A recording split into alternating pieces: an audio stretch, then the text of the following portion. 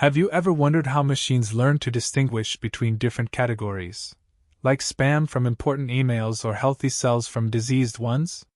Today, we're diving into support vector machines, or SVMs, a powerful algorithm in supervised learning that helps computers make these distinctions with remarkable accuracy.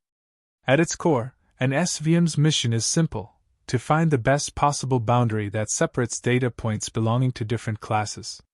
Imagine you have two groups of dots on a graph. An SVM aims to draw a line, or something more complex, that clearly divides them. This dividing boundary is what we call a hyperplane. In a two-dimensional space, like a simple XY graph, a hyperplane is just a straight line. If we add another dimension, making it 3D, the hyperplane becomes a flat plane. For data with even more features, a hyperplane exists as a generalized flat surface in that higher dimensional space, always acting as the divider between different categories. The trick, however, isn't just finding separating hyperplane. There might be countless lines that could technically divide our two groups of data points.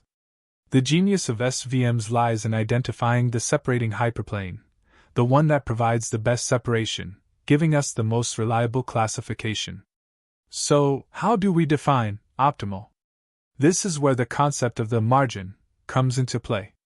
The margin is the distance between our separating hyperplane and the closest data points from each of the classes. An SVM doesn't just draw a line, it strategically places that line so that the gap, or margin, between it and the nearest points is as wide as possible. The data points that lie closest to the hyperplane and essentially define the boundaries of this margin are called support vectors. These crucial points are literally supporting the hyperplane, and if you were to remove them, the position of the hyperplane might change. They are the most informative data points for the SVM. Maximizing this margin is vital for several reasons. A larger margin indicates a more robust and generalized model. It means the classifier is less sensitive to individual data points and can better classify new, unseen data, reducing the risk of overfitting to the training set. It gives the model a larger buffer zone. But what happens when our data isn't neatly separable by a straight line or a flat plane? Real-world data is often messy and nonlinear. Think of data points that swirl around each other, making a simple linear division impossible. This is a common challenge that simple linear SVMs cannot overcome directly. This is where one of the most elegant features of SVMs emerges: the kernel trick.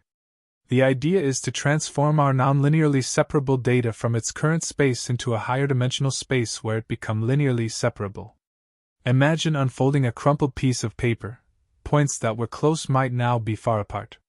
Various kernel functions facilitate this transformation. Some popular ones include the polynomial kernel, which creates polynomial boundaries, and the radial basis function, or RBF kernel, often referred to as the Gaussian kernel, which can map data to an infinite dimensional space, creating highly flexible, nonlinear boundaries. The kernel trick is remarkably efficient because it computes the dot product of the data points in this higher dimensional space. It uses mathematical functions to achieve the effect of high-dimensional mapping, saving immense computational power. In essence, SVMs achieve powerful classification by intelligently finding the optimal hyperplane, maximizing the margin defined by crucial support vectors, and skillfully employing kernel functions to tackle even the most complex, nonlinear data distributions. This makes them incredibly versatile for a wide range of classification tasks.